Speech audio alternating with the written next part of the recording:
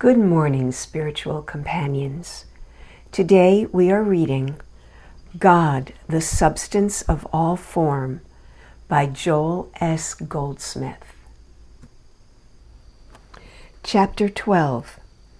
Good unfolding as the activity of individual consciousness.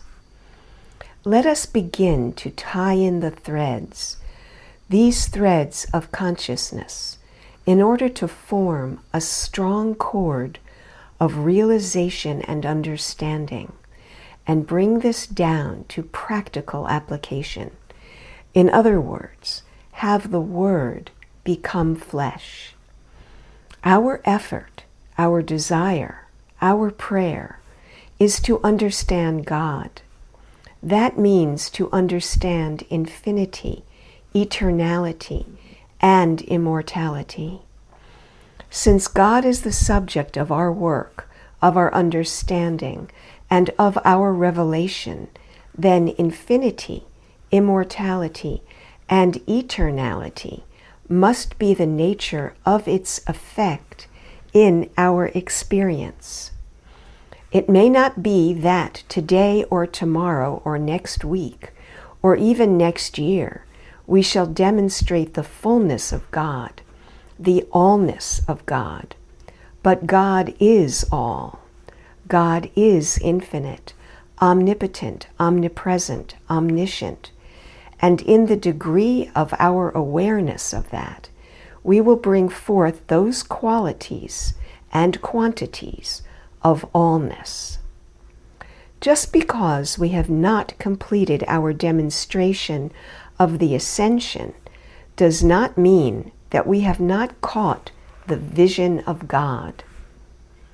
Having caught that vision of God, we can go forward with patience to that time when the allness of God is revealed in the experience of ascension above the whole world of belief. It was only during the final moments of Jesus' ministry that he would say, "I have overcome the world." So it will only be in the moment of ascension, in the moment when the fullness of realization comes to us, that we too can say, "I have overcome the world." But that is no excuse on our part to delay the climb, the unfoldment or revelation.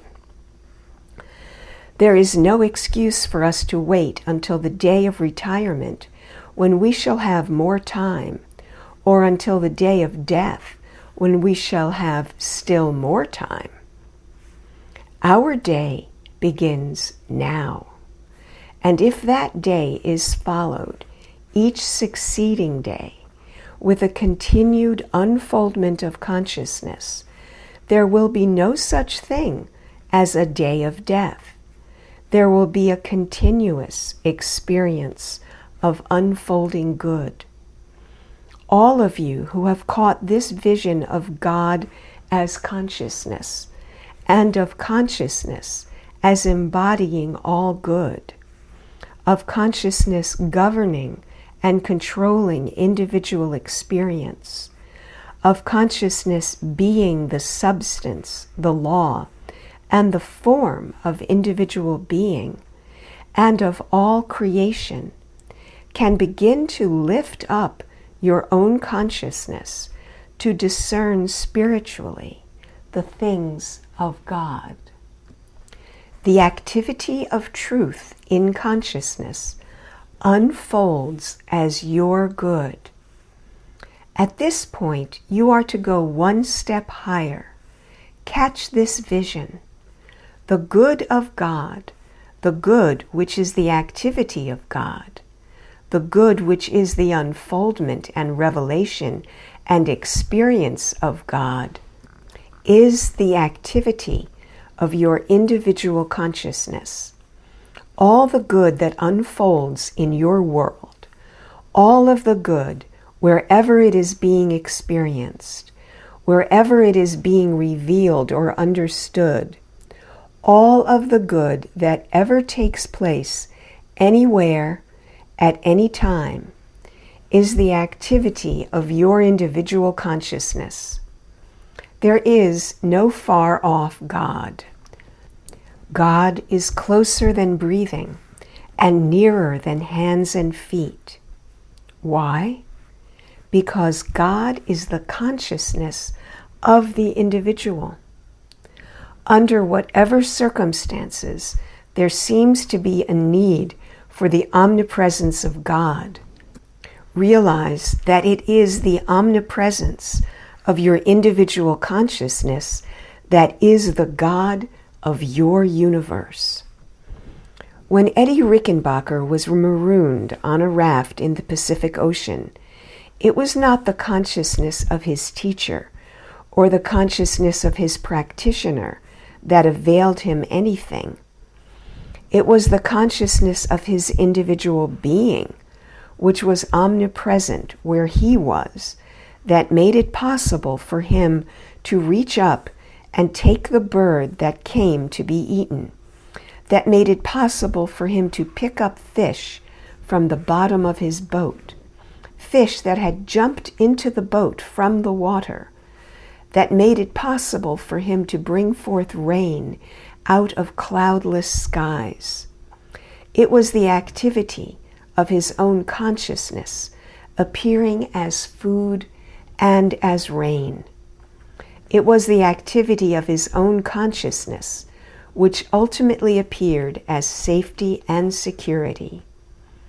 It is the activity of your consciousness which appears as the health of your body, as business opportunity, as the right knowledge at the right time, as the meeting of the right person at the right time, and under the right circumstances.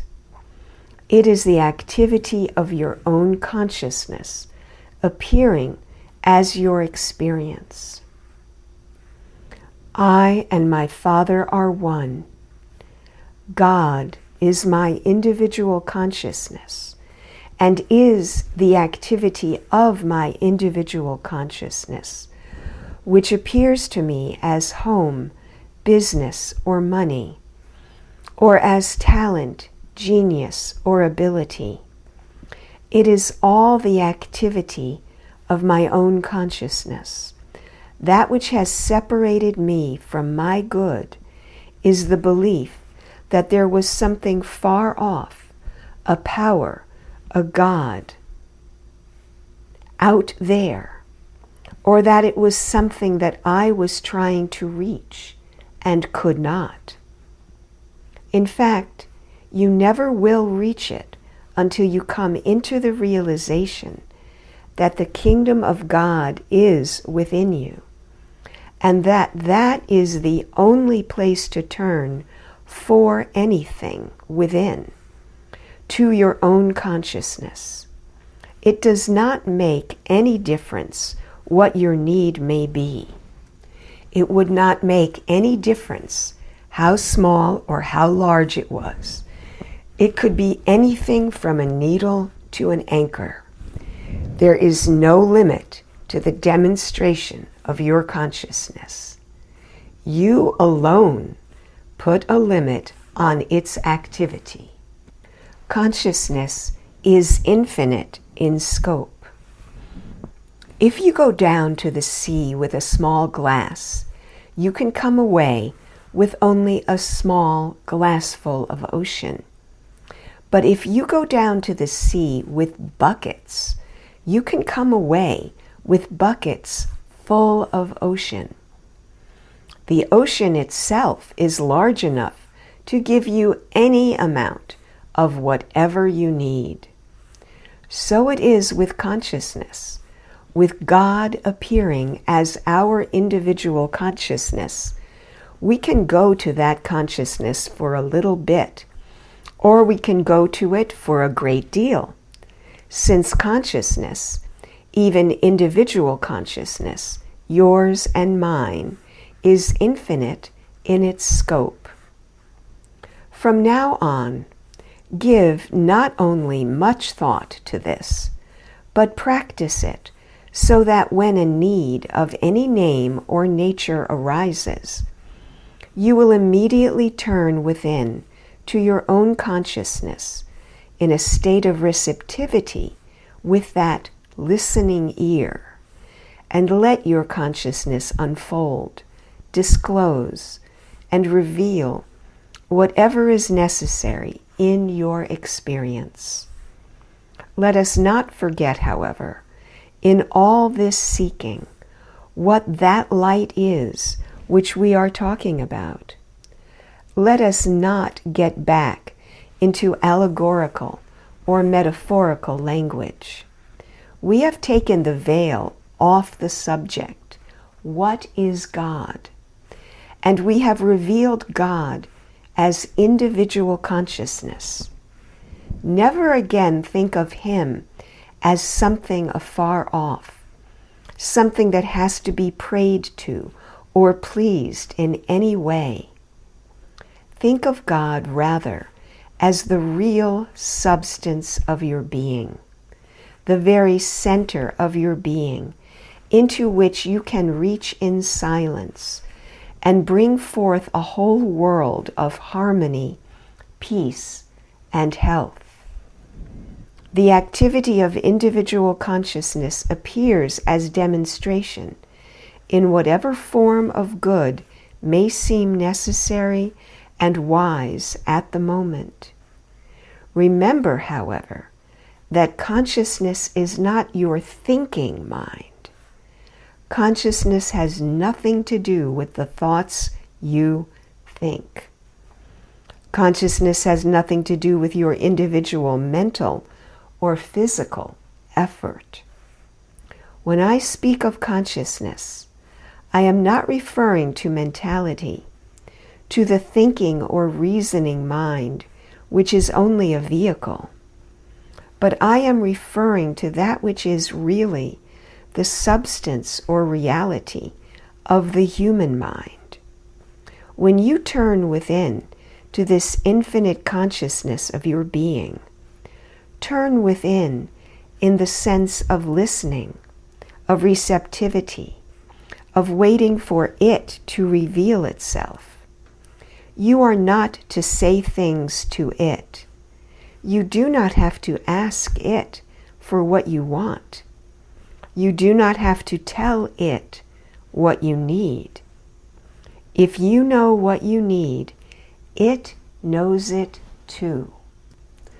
Without a word, then, without a thought, without giving it the name of the person you wish to benefit, or the name of the disease you want to get rid of, or the particular knowledge that you are in need of, turn within in a questioning attitude of receptivity, with a listening attitude, and let it unfold and disclose and reveal itself to you. This is not easy, I know, but this is the way. This is the way of unfoldment. This is the way of the spiritual path. This is the way by which we become aware of our oneness with God. End of section. End of today's reading.